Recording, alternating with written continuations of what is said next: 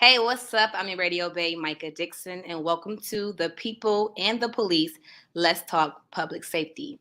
Tonight, we'll have a candid conversation about a lot of topics that includes things like how COVID-19 has affected the police recruitment, why it's important to have police in our community, and also why being a police officer is a great career for you to have, and why it's so important to have diversity on the police force, and so much more. So we have a lot to cover. So get a seat, have your questions ready, and we'll get them answered for you later on the show. And I'm going to have my panelists come forward and introduce themselves. First up, we do have Chief Director Carrie D. Howard. We also have, hi, Chief Director. We also have our Police Chief Dornat Drummond, aka Wayne. Welcome. How you doing, Micah? I'm good. How are you? Excellent. Then we also have Detective Felton Coyer. Welcome. I'm great. How are you? Doing good. So the opinions expressed during the course of this event may not reflect the views of Urban One Inc. and or any of its affiliates. Cool? All right. So let's get into our conversation. First up, I do want to direct this to Chief Drummond. We are almost done with COVID, right? It's decreasing, it's going away, it's almost dormant. How does the Division of Police plan to change what community engagement looks like post-pandemic? That's a good question, Micah. What we want to do is obviously because we no longer have a mask mandate, we are almost out of the pandemic, not quite, but we're getting pretty close. It's important that we get back into our community meetings, in-person community meetings. Important to get our officers out the cars and actually engaging with people face to face again, versus driving in the car and so forth. So it's so impersonal, when you're driving in the cars and just driving by folks. And so it's important for us to get out the car, talk to people, look at them in their eyes and so forth, and see what's going on in neighborhoods. Get back to community meetings, community engagements, face-to-face again, to work with the community on the issues together, collaboratively, to come up with the problems and then solve those problems together. So the thing, again, coming out post-pandemic, pretty close to, is to get face-to-face with our community. I love it. Thank you for that, Chief Drummond. I do want to know, Chief Director Howard, yes. What impact has COVID-19 had on recruitment? Well, it's taken away the ability for us to get in touch and concern the people, right? Prior to this, and Detective Carter could speak to it, we were in high schools. Our recruitment team was in high schools, at job fairs, out in the community, talking to people, answering questions face to face, right? But because, early on, we didn't know what COVID was. We didn't know how harmful it was. So that really caused us to be distanced from each other. And then the precautions of social distancing and wearing the mask made recruitment a bit impersonal. 2 years has been, right? And we have made it. Yes. Insane. It hasn't gone, but it is slowly but surely going away. So keep taking those vitamins. Let you guys know I'm a mom, so I know for your health what's best for you. So, Chief Drummond, let me know, there's a lot of distrust between the people and the police. We know the causes behind that, but we do want to know, it's making it difficult to trust you guys with what's happening in the media, what's happening here in Cleveland. What can be done to change the people's mindset so we can be like how we are right here together, family? It's doing what we're doing right now, Micah. It's engaging people and talking to them and so forth. And I think you can learn a lot from people just by engaging like we're doing right now to see where their heart is.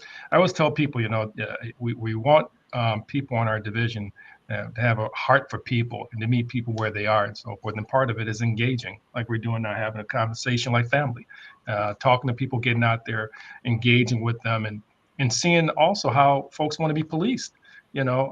Things are way different from policing anyway in our society from 10 years ago, 5 years ago, and so forth. And part of that is getting out, talking to the community, seeing how they want to be policed and so forth. And not only talking to them, but also enacting some of those things that we can. So it's engaging with the community and truly engaging with the community and not being, as they used to say, an occupying force. You're just kind of there, you're in control. Well, no, that's not it. We're part of the community.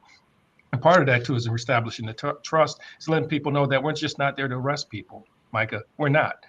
For me, it's about providing the best possible service, to having relationships, building relationship, helping solve problems and so forth. That's what I think the police department should be about. We have a diversion center through the county and so forth, and we had a meeting today with our staff, the command staff, and so forth. And I reiterated to them, it's important that we try to get people into services versus taking them to jail. If we can get someone that's having some drug addiction, alcohol addiction, or even a low-level misdemeanor and so forth, rather than taking them to jail, Micah, let's take them to some place like the diversion center where they can get help. So we're building that trust you're talking about, rather than trying to just incarcerate people. It's about providing a service and help, and that's what my officers are doing now, and I want to increase that capacity. I love that. I would like to make a comment. I had a friend I talked to on the phone earlier. He said how police don't really smile much. So will you tell your task force, Detective Collier and Chief Director, we want to be approached with some type of like, hi, how can I help you? If you're giving me a ticket, do it with a smile on your face. Here you go. You got speeding 35, 2250. Okay, he happy to give me the ticket. I'm happy to take it. You know what I mean? Micah, that's a great, something as simple as a smile. You're hitting the nail right on the head. Something as simple as a smile, and not necessarily giving someone a ticket. For example, when I was a district commander years ago, I was a district commander in District 6, which is now District 5. One of the things I like to do, because I was in uniform the vast majority of the time, one of the things I like to do was to get in my car, which would be a marked car in uniform, and I would drive around. And I tell you what made such a huge difference. Something very simple, Micah. I was simply driving down the street. If I didn't have the opportunity to stop and engage, I would just wave. Just wave at people as I'm driving down the street, windows down. If it's warm, windows all the way down, stopping, engaging with people, getting out, talking to them, and just waving, And even if folks didn't wave back at me, it's okay. It's all right, because I want to let them know that we're engaging, we're there, and we're no different from anyone else. I want what's best for the community. It's something as simple as a smile and saying hi goes a long, long way. And you just made prime example of that by what you just articulated, Micah. So I agree with you 100%.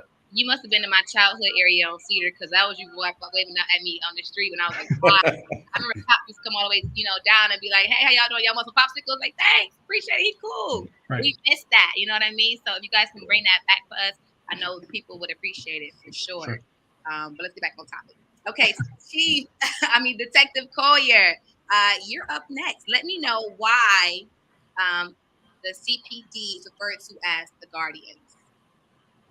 Why they're referred to as the Guardians? Yeah. So I think Chief Drummond talked about it a little bit, and that the fact that we're here to, be a part of the community, help serve the community, not be that occupying force that he mentioned. We're here as guardians, basically here to help serve and protect, and not, just out here taking people to jail and things like that, but serving them in different ways and finding ways that we can actually help the people in this community. So just being able to do some of those different things that he was talking about, I think that's why we look at ourselves as guardians now more than, maybe as just strictly police officers. And Mike, if I can jump in as well, and Detective Collier is absolutely right. He hit the nail right on the head.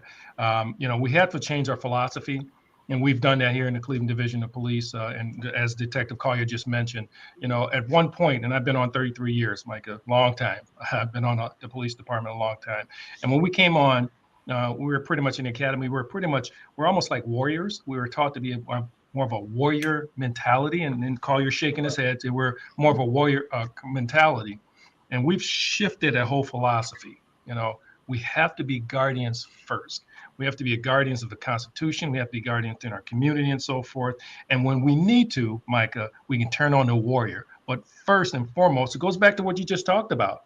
It's the smiling, it's the waving and so forth, not the warrior mentality, just the facts, ma'am. Cold and so forth. No, that's not what we are. We are part of the community. I grew up at 95th and Cedar.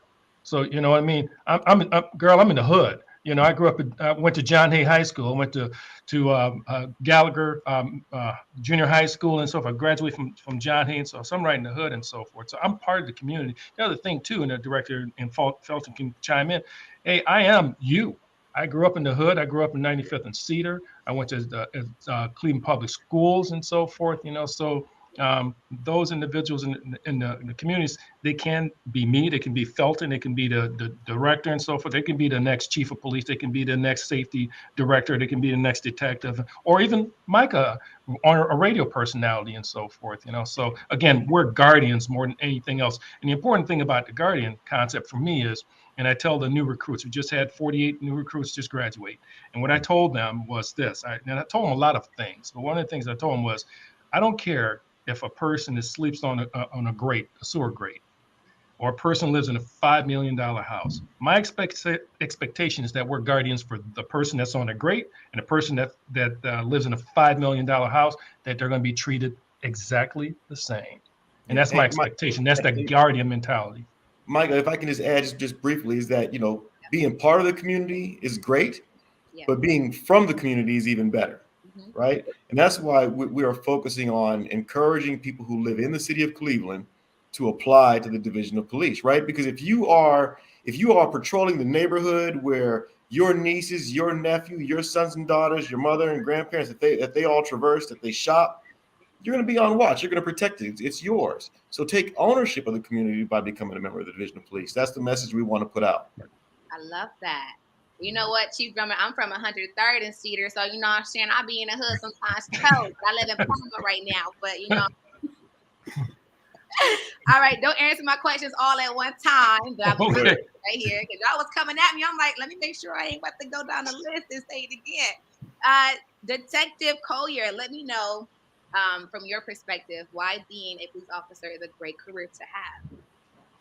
Why being a police officer is a great career. So for me, it's a great career to have because it first allows you to give back. So for me, I was a Marine first, and so I served the country first. And when I got out the Marine Corps, looking for another opportunity to do something else, I decided to come back home and serve in the community that I grew up in. So for me, it gave me it's an opportunity for you to give back to the community, like the chief director just said. Said people from this area. When you grew up here, you have a lot more pride in the area, and you care a lot more about the people who are actually from here. So you do it a lot more. And then also, you have an opportunity to just shape and change people's lives daily. As police officers, we come in contact with so many people on a daily basis, and the things that you do can have lasting impacts on people forever. Some of the people I've come across, because we do meet so many people, sometimes you don't remember all of them. And sometimes they may see you somewhere and they may come up to you and thank you or say that you did a great job. And, so it's all about how you treat people on a daily basis. And then also it just gives you an opportunity as being a police officer to give back. Also to you can, raise your own family and take care of your own family and stuff like that by being a police officer as well. So those were some of the things for me. That's why I support it. Thank you for that. You got to mention the money. You know how much I was just going to say, and all those things are obviously what he's talking about, being able to give back to the community and so forth, and to serve the community. All those things are obviously the most important. But like you said, Micah, there's, you make decent living and so forth. And it's important to understand about law enforcement here in Cleveland and other places and so forth. You're not going to get rich. You have to understand this is public service. This is public service, Micah. So, the salary is decent. We're working on, obviously, the city is working on increasing the salaries for police officers and so forth. But the other thing that's really good are the benefits. Probably have some of the best benefits out there. Again, you're not going to get rich, but you can take care of yourself. I've been married for 27 years, coming up on 27 years. My wife doesn't work outside the home. I didn't say she didn't work. I just say she didn't work outside the home. She works really hard, taking care of the home and our kids and so forth. But based on the salary that I received as a patrol officer, as a detective, as a sergeant, as a lieutenant, as a commander, as a deputy chief, and now the chief and so forth, I was able to take care of my family, not living in excess or anything like that. So it provides a really good career, and it's a very honorable career. And if I can add, what a lot of people don't talk about is that it opens the doors to different types of secondary employment as well. A lot of our officers, they work on the Division of Police, but because they're police officers, they're also sought after by businesses to make sure that their area is safe. So they work as guards at businesses as well. That's part of being in the community too, right? You see a police officer at the grocery store, at Dave's, You walk by the police officer, and that's the officer is working another job, making sure that citizens are safe in conjunction with being a Cleveland police officer. So we can start here and go to be like in the Secret Service and other things like FBI. Can we start here and make those connections from being a police officer?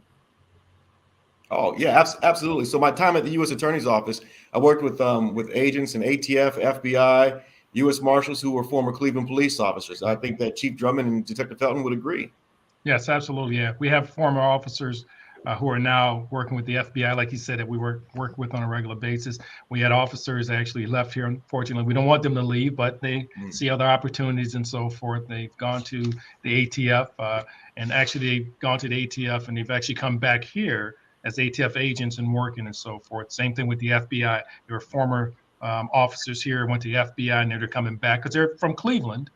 So they come back to the community, but they may not be working as local law enforcement, such as Cleveland Police, but they're still in law enforcement. They're still helping the community.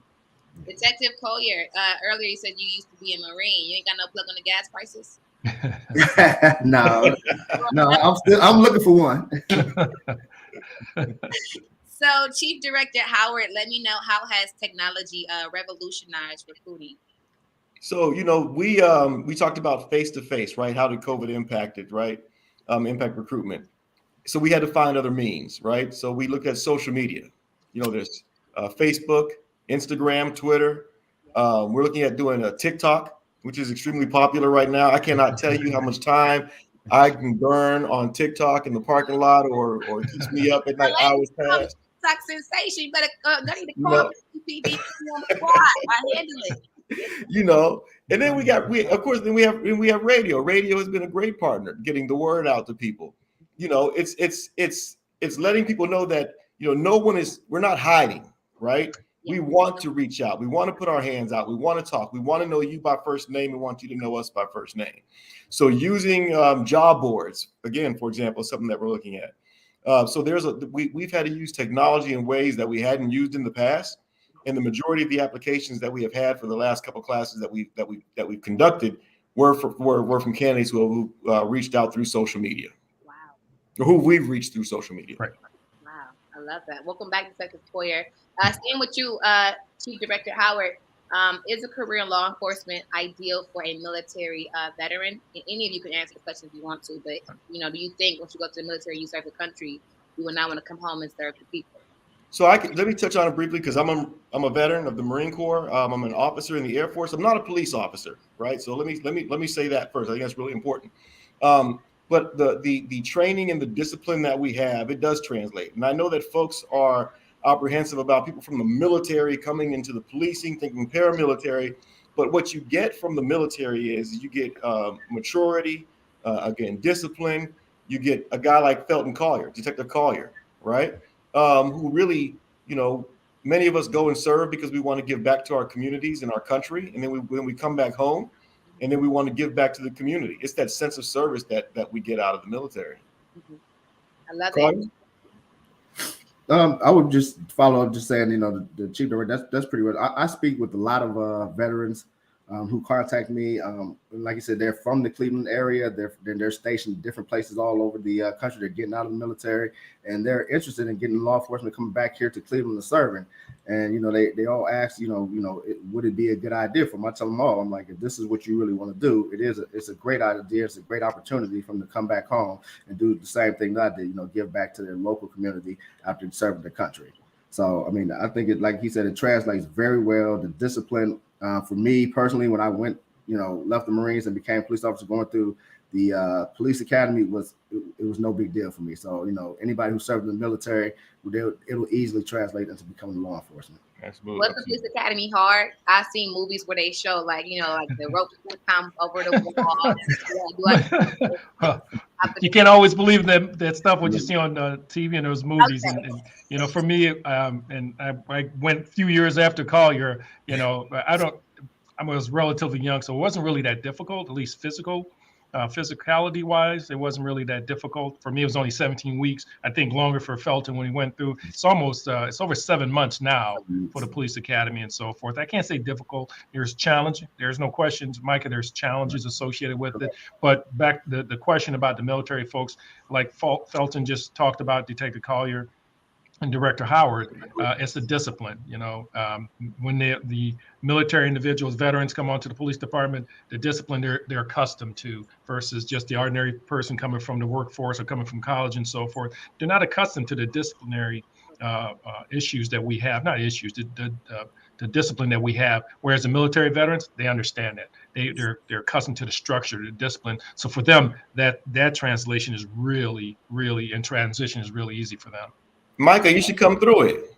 I'm gonna try. I did the fire department one before. I did the holding the hose and having to spray it, which was insane. Having to get out like this, the firehouse when the bell ring off, you have to get down the pole fast. So I did that before. Okay. Let's set that up, and I'll come and we can record it, and I'll see what I can. I hold it down. Don't play with me. I'll come check it out for sure. Okay. Chief Director Howard. We spoke about face-to-face when hiring someone, that process. Is that more effective, you think, than a virtual process? How we're doing now? I Detective Collier is the expert on that. Let me pitch that to him. Right. So I would say, so face-to-face is a lot better than the virtual affair. So when COVID happened, a lot of people, a lot of things went virtual. All the colleges, they went to these virtual platforms. A lot of the places, such as Ohio Means Jobs and other places that normally hold in-person career fairs, they went to virtual fairs.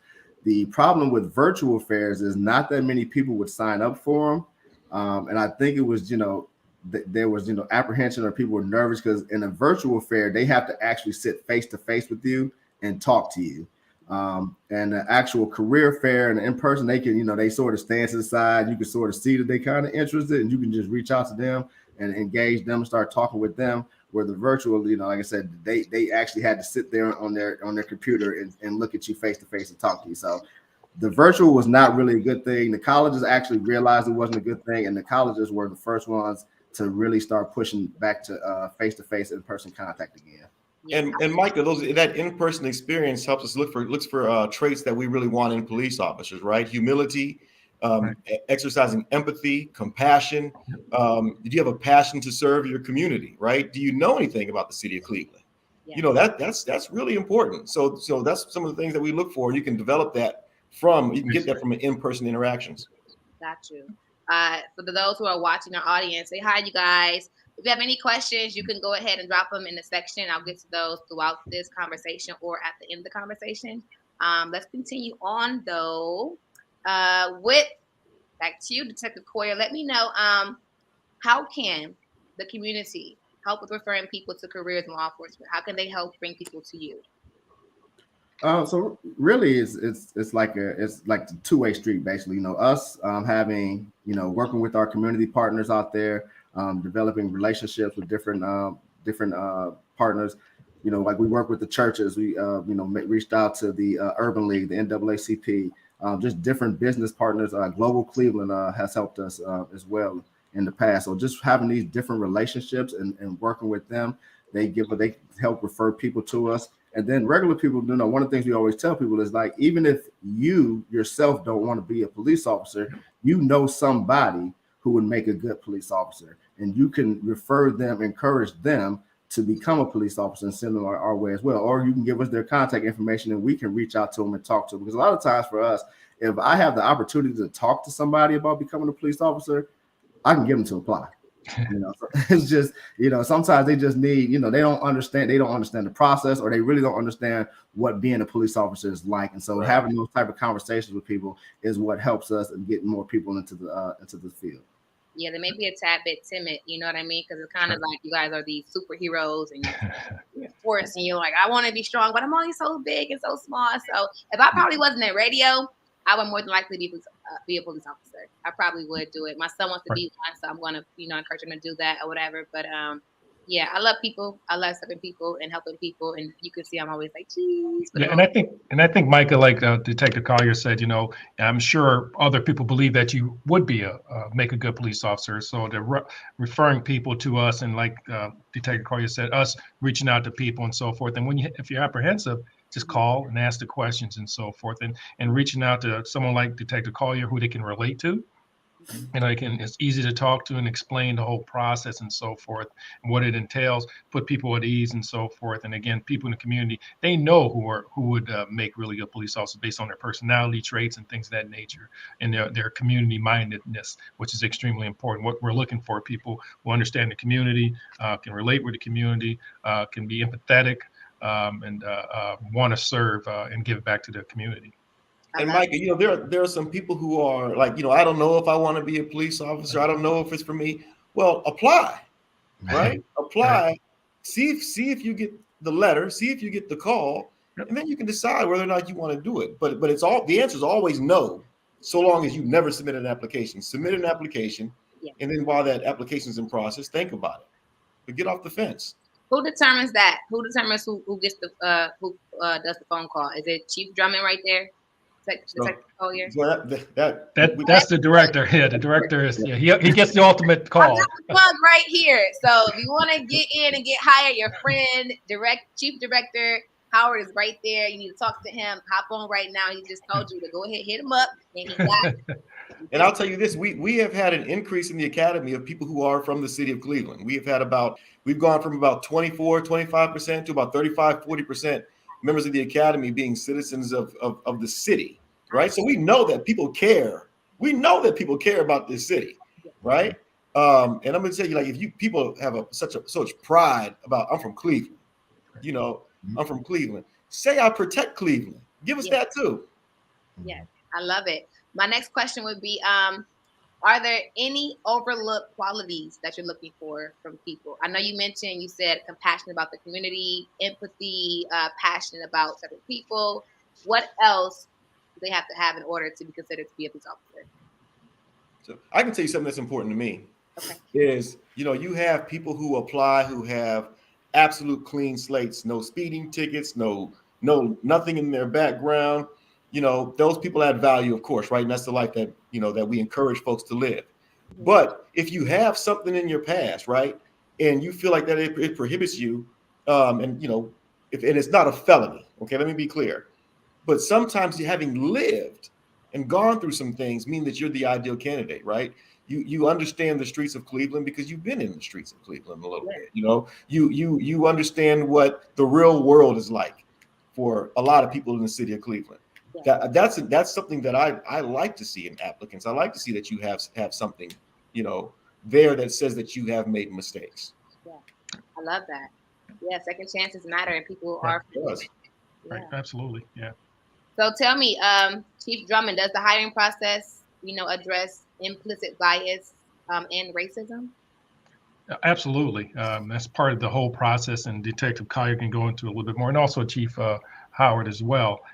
That's the things we're looking for. Obviously, the explicit bias is it's in your face. you know it, and so implicit a little bit more challenging and so forth. So that's something we have to weed out as we go through the process, the hiring process. There's a psychological evaluation portion involved in it, but those are the things we're looking for. We want to make sure that we find the right people and the right qualified people to be police officers. And some of those things we're looking at, make sure that, again, those implicit biases don't jump out. We all have them, by the way, Micah. We all have biases. That's just the fact of life, and some of them are implicit, and hopefully they're not explicit, because if they do, we'll deal with those accordingly. Mm-hmm. And those are not the type of people we want in our police department. We want people that are sympathetic, that's understanding, and as the director says, and we talk about all the time, meet people where they are. And for me, it's, again, having a heart of understanding for people. And that doesn't matter your walk of life. And that's extremely important for us. Yeah, Michael, we have the psychological, we have the behavioral-based interview process, and we want to make it very plain, and I'll say it very plain here. There's no room on the Division of Police for a racist. Right. So if you're a racist, don't apply. Right. Okay. But we have the psychological assessment, we have the behavioral-based interview process, and then we have the background checks, and we talk to your neighbors and your friends. So we look for those issues before we put somebody on the Division of Police. For sure. And also, And Mike, then, if they get on the police department, and obviously we learn that they are racist and so forth, and then obviously have a due process and investigation and so forth. It pretty much, if again found guilty, it's implied that one will probably be terminated. So I want to put that out there as well. Again, have to go through the due process hearing and so forth. But again, if the investigation reveals that the person is racist, then they're going to have issues. That's right. Because that was my next question. Some of those bad eggs come through those cracks. Then we Right. have to deal with that. Yep. That was my next question for sure. So you guys all have different personalities, right? You look for something like someone in particular with a personality, or can it be anybody? There we go. A question right there. There you go. Okay, I see it. So I mean, personality. It's like you want a diversity in personality. Somebody who might be have a decent sense of humor will make a great partner with someone who is a bit stern and rigid and by the book. So I think that there are different personality traits that increase the diversity and the richness of the Division of Police. That's a great Absolutely. And part of the question was requirements and so forth. Yeah, and the requirements for becoming a police officer, obviously we look for the traits, but you also have requirements. You got to meet basic requirements, Mike. And that part of that is at least being 21 years of age, at least by 21 years of age, at least appointment to the academy, the training academy. And no older. And Felton, please jump in and correct me if I'm wrong. You're the expert here. Yeah. No older than 39 years of age, an appointment to the academy. You can't have, and there are disqualifiers. It's where you have to have a high school diploma or GED. It's the other one. Ohio driver's license. You have to have, if you're military, so DD, what is it? Your DD 214. Thank you very much. I'm not a military guy, as you can tell, so I don't know it. And then there are disqualifiers, associated with it. Obviously, felonies disqualify you. Certain offenses, other offenses disqualify you. So several things that will disqualify you. Actually, if your financial history is really bad, that can disqualify you. Your driving record, all those things we take in consideration that could be potential disqualifiers. Obviously, your criminal history as well, some misdemeanors, sex offenses, and so forth will also disqualify you from becoming a police officer, at least getting through the process. Got you. I have a question from Fredo Hampton. His question is, getting the right people is important, but are you also getting rid of the wrong people? I can take that if you don't mind. Is that yes? So we have increased accountability. If you do a search on the internet and see that the terminations are up from officers who aren't a good fit for the Division of Police, we've removed those. We've issued suspensions for officers who engage in conduct that is illegal and inappropriate for the Division of Police. Yes, we work very hard to make sure that that bad apples are removed from the Division of Police. Getting the right people to fill those vacancies is just as important. I love that response right there. Thank you, Chief Director Howard. So question for all of you. I'm not sure if you're black on black, but you look like it. You tan. You're mixed. Who, me? Yeah. Oh, no. Both my parents are 100% light skinned. My brown skin are my light. No. You know what I'm saying? No. Both my parents are light skinned black folks. So yeah. That's pretty good. So tell me, are there any challenges recruiting minority officers? If so, what are the challenges in getting minority officers to be a police officer? I think part of it, Mike. Yeah. Part of it, Mike, I think, is the mistrust, in the community and so forth, and some of it is legitimate, some isn't. Some of it is just hype and just some media, and folks maybe have or had bad experience with law enforcement, and it could be the bad experience, Mike, it might have been years and years ago, and just haven't given the opportunity for law enforcement to prove that they've changed. And this division is just really different from the time I came on. Again, I'm considered a dinosaur with 33 years on, Micah. Felton has quite a few years on, but not as much as me. And I can tell you that over my 33 years, policing's changed significantly. Over the last 5 years, Micah, police has changed significantly.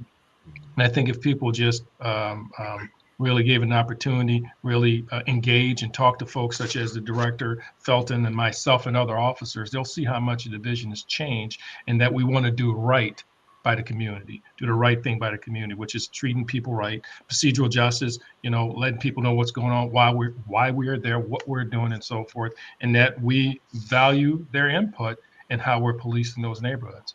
And Micah, I'm tell you that change comes in a couple of ways, right? The very first way that change comes is changing who we allow on the team, right? And who applies. So everybody, if you have distrust and you have some apprehension about policing, we really want you to be part of the solution.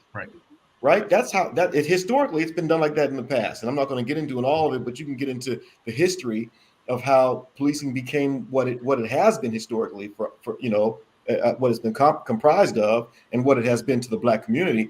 But we now have an opportunity to say, okay, look, we are welcoming change. So if you have that apprehension, apply and be part of the solution. The other way that it changes is that we adjust policy and we listen to the people. Yep. And when we create policy and procedures that reflect what the citizens want.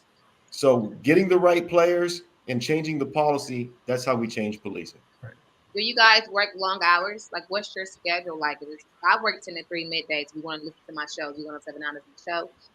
Weekdays only. I'm off on weekends. But do you guys work like all day? Are you in the car all day? Are you, out and about investigating? Like, give me what your day is like as a police officer. Go ahead, Felton. Go ahead. So it really depends on where they're at. So you got, obviously we have patrol officers, and then we have, all of our specialized units and stuff. But if we're talking about just a patrol officer, which is where everybody would start at, we have 3 different shifts in patrol. So which is basically the first, second, and third, we refer to as A, B, and C. And they start at, like, our first shift starts at 7 and 8. Our second shift starts, there's 2 start times, there's 2 and 3. And then the third shift starts at 8 p.m. and 9 p.m. So, and then they work. So our first shift, they work 8-hour shifts. And then our second and third shifts, they work 10-hour shifts. So they work normally 5 days on, 3 days off. And then it's a rotation in there where they work 4 days on, 4 days off. So, you have an opportunity to have, long weekends or long days off and stuff like that. So you're not working all day, every day, unless you choose to. You still have a lot of time to spend with your family and do other things. And so, like I said, that's normally the life of a basic patrol. And then when you start getting to the investigative units and all the different units we have, those schedules are really dictated by police operations. Do you guys have radios in your car, like you can listen to the station, Z1079? They do have radios in their cars, and not quite sure what they're listening to. I'm sure they're listening to you, Micah, but they do have radios in their cars. The other thing that's really attractive about the job, we mentioned about the salaries and the benefits and so forth. But like Detective Collier just said, Micah, we have a lot of different units that the specialized units, like the homicide unit, there's domestic violence unit, SWAT unit, there's K9 unit, there's the bomb squad, there's so many different units that one can go through. The NICE unit, we have so many different units, which gives the officers an opportunity to get out of a zone car, the black and whites or the black cars that you see driving around, get into plain clothes and work in those particular units, but they have different shifts, different hours, and so forth. So we have all sorts of opportunities for officers or people when they come on a job. Whereas you go to some of the smaller areas and so forth, sometimes you get into their departments and you're stuck in a zone car or patrol car most of your career. Whereas here in Cleveland, you have an opportunity to go to a specialized unit. You have an opportunity to become promoted. We have over 200 sergeants. We have over 80 lieutenants. We have over 18 captains and so forth. We have commanders. We have deputy chiefs, and obviously the chiefs. So the opportunity is just vast for individuals that want to make a career in law enforcement, and more specifically here in the city of Cleveland. And you oversee all of them people? Yes. Well, not just me, but obviously we have a command staff that assists me in that endeavor. The day-to-day operations, we have, like I said, commanders, captains, lieutenants, sergeants, and so forth. Yes. Another question from our guy who's tuned in right now, Fredo Hampton. His question is, are you all excited about issue 24 passing? Well, I'm excited about the opportunity that it brings. Right there, again, the people have spoken, and we have an opportunity. Anytime that you get a chance to respond in a positive way to what the people want, that's exciting, right? So to give the people, the citizens of Cleveland, what they want out of their division of police, the Department of Public Safety as a whole, even is an exciting time. And I agree with the director. Like you said, the people have spoken. They want change and so forth, and so that brings a level of excitement for us to implement some of the changes that they want. So I agree with the director. Speaking of the people, why is it so important to recruit diverse candidates, women, people of color, into law enforcement? May I, gentlemen? Sure. You have You know what? There's no complex poetic answer to that question other than as diverse as Cleveland is, so should its division of police be, right? Because you want to have women who respond to scenes and understand women. You have people of color who respond to communities for calls for service for people of color, right? You have white folks, right, who call the police, and you want white folks to be able to respond. These cultural differences that we have that make Cleveland great, right? You want to be able to have a division of police that can speak to that greatness, understand the diversity and the cultural differences that we have. Like, for example, my mom always said, boy, you don't open that front door. I don't care who knock on it. You know what I'm saying? So if you bring somebody who culturally doesn't have that background, they're going to think that the person on the other side of the door is just being obstructionist, right? And you're going to bring that hostility so you can have that partner that can be like, hold up, his mama probably told him don't open that door. Right. You know what I'm saying? So it's things like that. It's important. I love it. I love it. So we're going to backtrack for a second. I have people asking me, what is issue 24? We spoke about it while you guys are happy that it passed. So what is it exactly? What does it mean for the city of Cleveland? Director, you want that one? Yeah, I can take that too. So I'll tell you this, exactly what it means is being worked out by our law department. Right. So it's a new amendment to the charter, and we have a team of lawyers that are going to look at it and figure out what that means, and they're going to have a discussion with Judge Solomon Oliver, who's overseeing the consent decree, and see how it relates there. So it's still being interpreted, right, and it's being interpreted at a pace to make sure that what the people want happens soon and what the people want happens right. And I can tell you that Mayor Bibb is dedicated to making sure that that process be thorough and it be correct. But we share his enthusiasm to get the people what they ask for. So we covered qualifications, disqualifiers already. So let me know, when is a good time to apply to test for a career in law enforcement? When can we start getting our applications in? If you have right now, it's right now. Yeah. Right now. And let me say this though. Let me say this about the disqualifiers, right? If you have questions about the disqualifiers, don't let that stop you from applying. Right. A mentor once told me, apply for the job and let them tell you no. But don't take yourself out of the mix. Don't take yourself out. So, if you have questions, you can call 216-623-5233. And Felton, what's the website? The website to apply is governmentjobs.com/careers/Cleveland. That is the City of Cleveland's job website. You go there and apply. Forward slashes, yes. And like Dirk said, we tell everybody, the only thing that's a definite no is if you have felonies. Outside of that, go ahead and apply. And I have a number one more time. I can write it down real quick before I post this. The phone number is 216-623-5233. 5233. And what is the website again? The website is governmentjobs.com/careers/Cleveland. /careers and /Cleveland. Put in the application right now. Right now. If you're tuned in, you want to apply, you have it, 216-623-5233. governmentjobs.com/, there you go, /careers Mhm. /Cleveland, or call the number right there if you want to apply to become a police officer and serve in your community. Anything else we want to say before we get up out of here, you guys? You know what? I'll start and we can go around if you don't mind. Is that this is an exciting time to join the Division of Police, Department of Public Safety, Division of Police, City of Cleveland. History is being made. You want to be part of that history. I agree. Come and join the Cleveland Division of Police. A great, honorable job. You make a great. It's a great career. You can take care of yourself and your family, and you can become part of becoming guardians for this community. I'll just echo their comments, and anybody who has any apprehension, I would just say call our office, talk to us, and whatever they're concerned about, we'll walk them through the process and make sure they get in. And there you have it. Thanks for joining you guys tonight. Thanks for being on the panel and answering our questions. The people, Thank you, Micah. Let's Talk Public Safety. There you have it. I'm Micah Dixon. That is Chief Drummond, Chief Director Howard, and also my dog, Detective Coyer. Have a great night, Cleveland. We love you. Peace out. Thanks, All right. Micah. Thank you, Micah. Thank you.